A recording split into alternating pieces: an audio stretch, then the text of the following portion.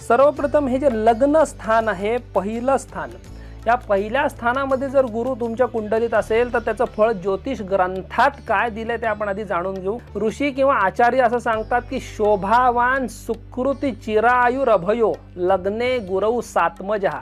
याचा अर्थ काय होतो तर लग्न स्थानी जर तुमच्या कुंडलीमध्ये गुरु असेल तर शोभावान सत्कर्म करण्यामध्ये अशी लोक नेहमी मग्न असतात, काही ना काही परोपकार त्यांना करायला आवडतो।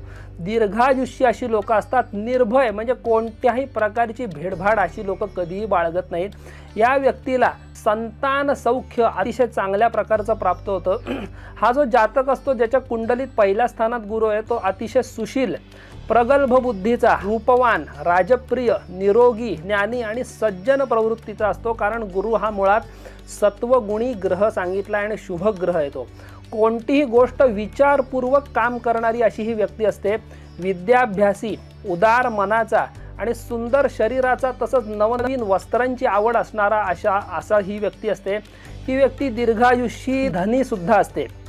या स्थानामध्ये गुरुला विशेष बळ म्हणजे दिग्बल प्राप्त असतं। दिग म्हणजे दिशा, पूर्व दिशेला हा गुरु नेहमी बलवान होत असतो आणि कुंडलीतलं हे जे लग्न स्थान आहे ते पूर्व दिशा दाखवत असतं। त्यामुळे इथे जर गुरु असेल तर त्याला बल प्राप्त होत असतं।